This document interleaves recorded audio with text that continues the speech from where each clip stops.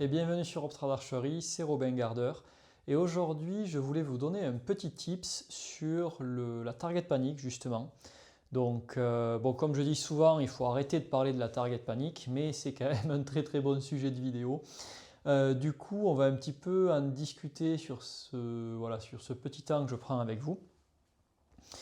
Sur les dernières choses que j'ai étudiées au niveau des neurosciences pour mieux comprendre la target panic. Alors, de ce qui en sort sur un grand nombre de personnes, la target panic arrive à cause d'une surstimulation donc visuelle par rapport à la cible. Donc je m'explique. On va fonctionner sur trois cerveaux différents, le néocortex, le système limbique et le système primaire ou système reptilien, enfin cerveau reptilien. Ce qui se passe quand on est en target panic, c'est qu'on a une surstimulation de ce que moi j'étudie, une surstimulation du système reptilien, du cerveau reptilien.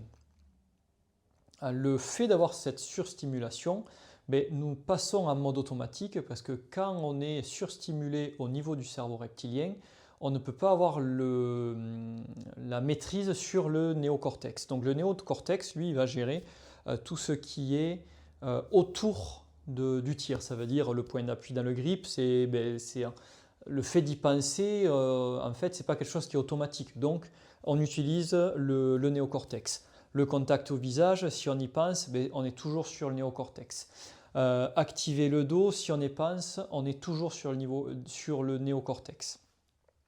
Ce qui se passe, c'est que quand on va mettre l'intensité visuelle, automatiquement, parce qu'on est des êtres humains et la vision est notre sens, je dirais, le plus poussé et sur lequel on a le plus de détails, on va stimuler le système primaire.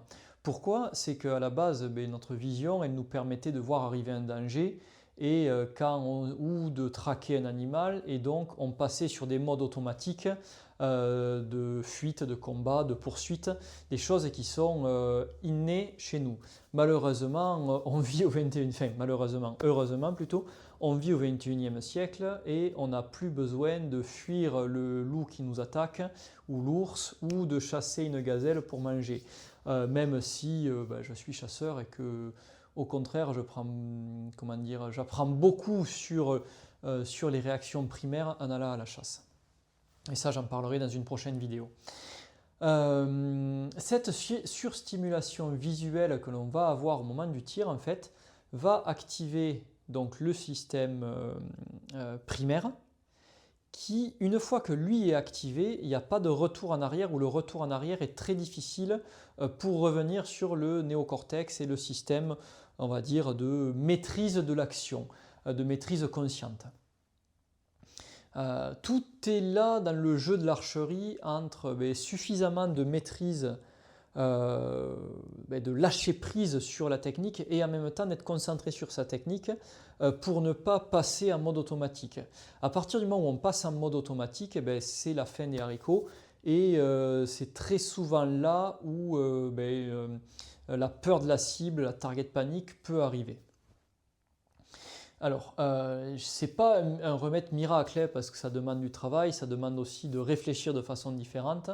Mais la première chose que je pourrais vous donner sur cette vidéo pour vous aider à sortir d'une target panic, c'est de baisser votre intensité visuelle et de la mettre au bon moment.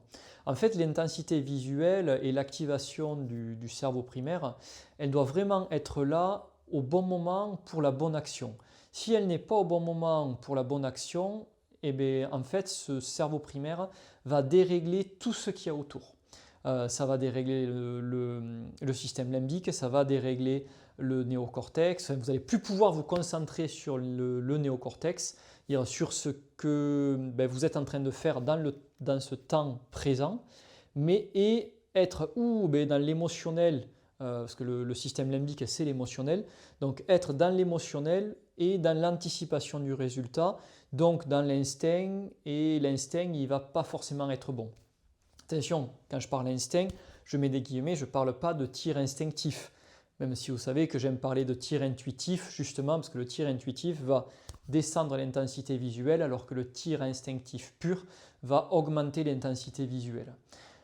Du coup, c'est toujours jauger cette limite. Je me rappelle de championnats où j'ai très très bien tiré, où en fait j'étais concentré à 100% sur ma technique, j'avais très très peu d'intensité visuelle et les résultats étaient présents. Et au contraire, quand je mets trop d'intensité visuelle, ma technique se dégrade immédiatement.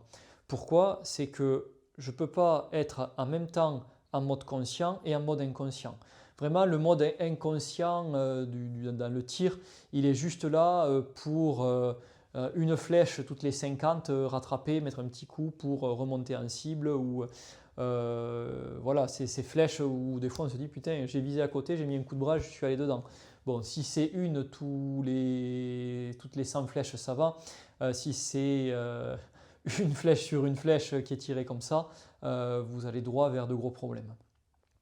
Donc voilà, vraiment ce premier truc, c'est de savoir à quel moment je place mon intensité visuelle et comment je vais l'utiliser pour qu'elle soit la plus, on va dire, précise possible.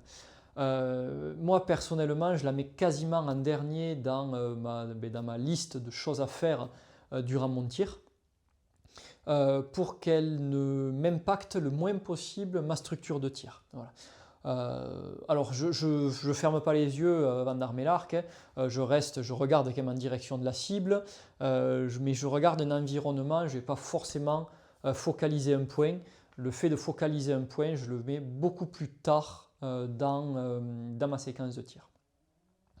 Donc voilà, c'était une petite vidéo rapide, histoire de vous partager ce tips. C'est un peu un truc, je ne sais pas trop comment filmer, sans me perdre dans 10 000 explications différentes. En tout cas, ce qu'il faut retenir, c'est qu'on a schématiquement trois cerveaux, néocortex, système limbique et système primaire ou cerveau reptilien. Et que en fait, on doit travailler avec les trois, mais leur donner les bons éléments à chacun. Et pour donner les bons éléments à chacun, il faut qu'on soit très très présent dans le moment. Et pour être dans le moment, il faut être vraiment sur le néocortex, donc sur le cerveau qui permet de réfléchir, de penser, d'évoluer, et pas sur le cerveau de l'anticipation ou sur le cerveau on va dire, de l'instinct. Il faut vraiment rester très très présent à ce que vous êtes en train de pratiquer. Voilà. Écoutez, cette petite vidéo est terminée. J'espère qu'elle vous aura plu. On se retrouve très vite dans une prochaine vidéo que je vais tourner assez rapidement, peut-être même aujourd'hui, où je vais vous présenter mon arc qui est juste là. Mais voilà, j'espère que vous serez tous en forme, que le beau temps va revenir et que on va se retrouver sur parcours et prendre bien du plaisir à tirer. Prenez soin de vous et à bientôt. Ciao.